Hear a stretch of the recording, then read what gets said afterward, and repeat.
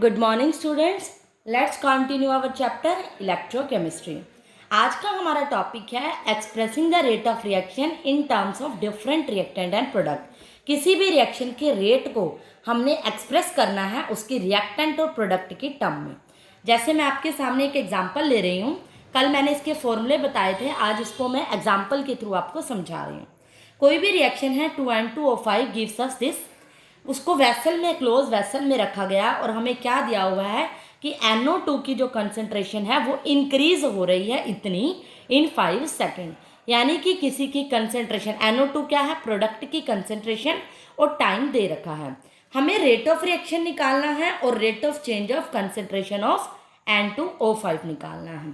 सबसे पहले मैंने रेट ऑफ रिएक्शन का कल फॉर्मूला बताया था, कंसंट्रेशन ऑफ रिएक्टेंट बाय में प्रोडक्ट, उस अकॉर्डिंग मैं लगा रही हूँ। तो मैंने ये बताया था डी रिएक्टेंट की है तो माइनस आएगा, प्रोडक्ट की है तो प्लस आएगा, और सभी इक्वल में आएंगे। लेकिन कल मैंने जो एग्जांपल दिया था वो मैंने सिंपल के लिए दिया था, मीन्स वहाँ पर कोई भी रिएक्शन में कॉफिशिएंट नहीं था। आपको ये बात ध्यान रखनी है, जब अगर कोई कॉफिशिएंट है, नंबर ऑफ मोल्स हैं, तो वो उसके डिवाइड में होंगे। रिएक्टेंट में है तो वो 1/2 होगा, प्रोडक्ट में 4 है तो वो 1/4 होगा, ऑक्सीजन में 1 है तो ओनली 1 एज इट इज रह जाएगा। तो ये फॉर्मूला होता है पूरा रेट ऑफ रिएक्शन निकालने का। इस तरीके से आप क्या करोगे, न्यूमेरिकल्स करोगे। कोई भी हो सकता है A B C, तो वो उसके क्या आ जाएगा, डिनोमिनेटर में, यानी इससे डिवाइड हो जाएगा। क्लियर। अब हमने क्या निकालना है, फर्स्ट पार्ट में रेट ऑफ रिएक्शन निकालनी है। अगर रेट ऑफ रिएक्शन निकालनी है तो मैं किसी को भी, जिस इन ये CRE इसके बराबर है, जिसकी कंसेंट्रेशन गिवन है उसको यूज कर लूंगी। न्यूमेरिकल में NO2 की कंसेंट्रेशन गिवन है दिस, और R क्या है, इसके भी बराबर है, तो R की वैल्यू होगी 1/4। इसकी कंसेंट्रेशन कितनी गिवन है, D 2 × 10⁻⁻² बाय में dt। टाइम कितना है, 5 सेकेंड्स। तो वैल्यू क्या आ जाएगी यहाँ पर, ये कैंसिल हो जाएगा, 1/10। 1/10 का मतलब आंसर क्या हो जाएगा, 10⁻³ मोल पर लीटर पर सेकेंड। ये कैलकुलेशन है, सिर्फ सोल्व करके आपको समझ आ जाएगी। तो ये रेट ऑफ रिएक्शन था। सेकेंड पार्ट में rate of change of concentration of N2O5, यानी सिर्फ N2O5 की कंसंट्रेशन कितनी चेंज हो रही है वो निकालनी है। मतलब N2O5 अपने को पता है ये होती है, हमें पता है इस फॉर्मूले के अकॉर्डिंग 1/2 dN2O5 बाय में dt है, और वो रेट के बराबर है, या ये कह लो इन सब के बराबर है। ये इसके बराबर है, 1/4 dNO2 बाय में dt के बराबर भी है, O2 के बराबर भी है। यहाँ सिर्फ मैं dNO2 क्यों लिख रही हूँ, क्योंकि NO2 की कंसेंट्रेशन गिवन है। मुझे क्या निकालना है, rate of change of concentration of N2O5, जो कि क्या होगी, rate of change of concentration of N2O5 क्या होगी, ये ऑब्वियसली -d। ये rate of change of concentration कितनी डिक्रीज होगी, हमें पता है चेंज कितना होगा, रिएक्टेंट में चेंज कितना होगा, डिक्रीज में, यही होगा ना। तो ये निकालना है मुझे, तो नेगेटिव साइन में कंफ्यूज नहीं है ना, इसकी वैल्यू निकालनी है, क्योंकि मुझे पता है N2O5 रिएक्टेंट है, वो डिक्रीज होगा, इसीलिए इसका रेट नेगेटिव में होगा। इस नेगेटिव की वैल्यू निकालनी है, ये निकालनी है। ये किसके बराबर होगी, इसको मैं मल्टीप्लाई कर दूंगी, तो यहाँ पर बताओ, सिंपल कैलकुलेशन है। ये 2 यहाँ पर है, वो किसके बराबर होगी, यहाँ पर इसी की तरह होगी। ये 2 उधर चला जाएगा, 4 इधर आ जाएगा, dNO2 बाय में dt होगी, 1/2 हो जाएगा। ये यहाँ पर क्या हो जाएगा, 1/2। 1/2 multiply rate of change of dNO2 by में टाइम। NO2 में कितना चेंज हो रहा है वो हम ऊपर निकाल चुके हैं, या यहाँ से भी देख सकते हो NO2 में कितना चेंज हो रहा है। NO2 की वैल्यू पुट करो, 2 × 10⁻⁻² टाइम, यही चेंज होगा ना, कंसंट्रेशन बाय में टाइम। तो इसको सॉल्व करो, वैल्यू क्या आ जाएगी, इसको सिर्फ कैलकुलेशन ही सॉल्व करना है हमने। सॉल्व करेंगे तो इसको सॉल्व करके 2 से 2 कैंसिल, 1/5 यानी क्या होता है 0.2, वो इधर चला जाएगा। मीन सोल्व करके वैल्यू आएगी 2 × 10⁻³ मोल पर लीटर पर सेकेंड। ये सब क्या हो जाएगी, इसकी वैल्यू, यानी rate of reaction with change in concentration, इसकी वैल्यू मुझे निकालनी थी, सॉरी, इसकी वैल्यू क्या हो जाएगी, ये। तो ये कंफ्यूज नहीं होना कि माइनस होएगी, माइनस नहीं होएगी, क्योंकि हमें पता है रिएक्टेंट है, रिएक्टेंट डिक्रीज होगा तो उसकी वैल्यू ऑटोमेटिकली प्लस में होगी। ओके, ये डिक्रीज वर्ड रिएक्टेंट के लिए दिखा रहा है। ये तो था इसके न्यूमेरिकल। इसी तरह के आपको न्यूमेरिकल मिलेंगे, आपको खुद सॉल्व करने हैं। अगला टॉपिक में जो कर रहा है वो है हमारा factors affecting rate of reaction, जो कि बड़ा ही इंपॉर्टेंट है। कई बार एक फैक्टर के ऊपर क्वेश्चन पूछ लेता है। पहला जो फैक्टर है मीन्स रेट ऑफ रिएक्शन, जिसकी मैं अब तक आपको स्टडी करा रही हूँ, वो किस पे डिपेंड कर रही है। किसी भी रिएक्शन का जो रेट है वो आर है, किस पे डिपेंड करता है। पहला करता है नेचर ऑफ रिएक्टेंट के ऊपर, रिएक्टेंट कैसा है किसी भी रिएक्शन के अंदर। बड़ा इजी सा, इसमें कोई कंसेप्ट नहीं है लंबा चौड़ा। मान लो मैंने कोई भी रिएक्शन लिखी है, ये NO2 गिव्स अस NO2। हमें पता है एक्सपेरिमेंटली ऐसा देखा गया कि ये रिएक्शन क्या है, फास्ट, और ये CO। लेकिन अगर इसी तरह दूसरी रिएक्शन लें जिसमें कार्बन मोनोऑक्साइड का कंबशन होता है, कार्बन डाइऑक्साइड बनती है, तो एक्सपेरिमेंटली देखा गया कि रिएक्शन क्या है, स्लो। तो यहाँ पर इसका भी दोनों रिएक्शन में कंबशन हो रहा है, लेकिन फर्क किसका है, रिएक्टेंट का। वहाँ पर NO2 था और यहाँ पर CO था। तो इसीलिए रिएक्टेंट पे डिपेंड कर रहा है कि reaction, rate of reaction fast होगी या स्लो होगी। रेट का मतलब यही है ना, रिएक्शन फास्ट होगी स्लो। तो किस पे डिपेंड कर रहा है, ये रिएक्टेंट पे। ये डिपेंड नहीं कर रहा कि कंबशन हो रहा है तो सेम रेट होगा। रिएक्टेंट दोनों का अलग अलग है, इस वजह से रेट ऑफ रिएक्शन क्या होगा उनका, अलग अलग। अगला जो फैक्टर है हमारा कंसंट्रेशन ऑफ रिएक्टेंट, रिएक्टेंट की कंसंट्रेशन पे भी डिपेंड करता है।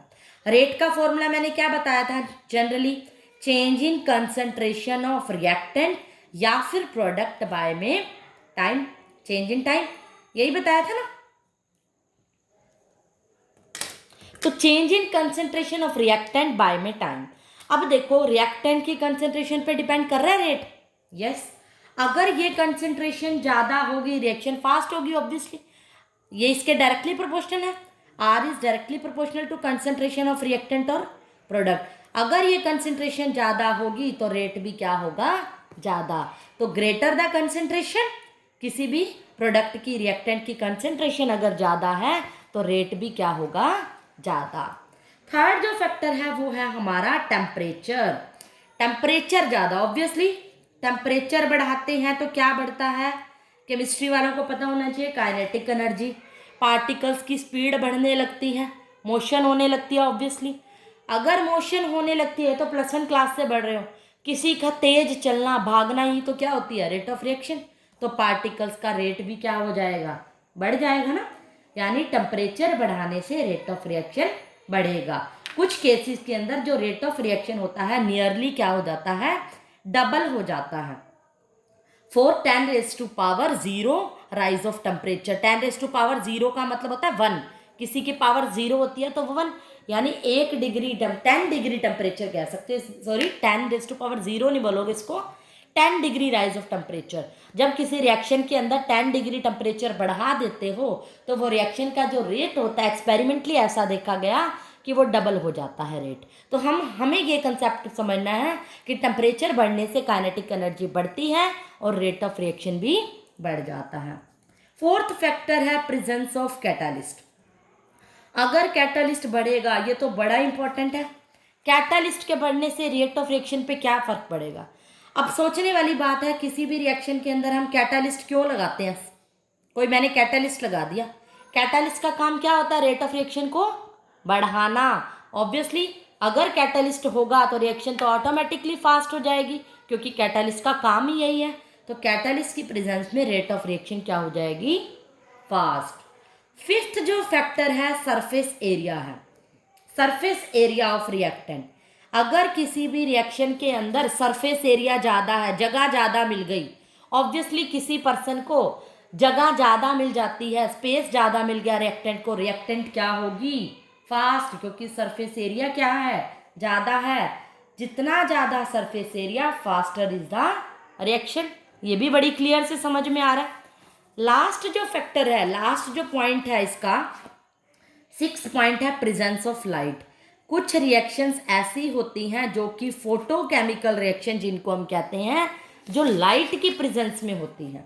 मीन्स जैसे H2 + Cl2 gives us 2HCl।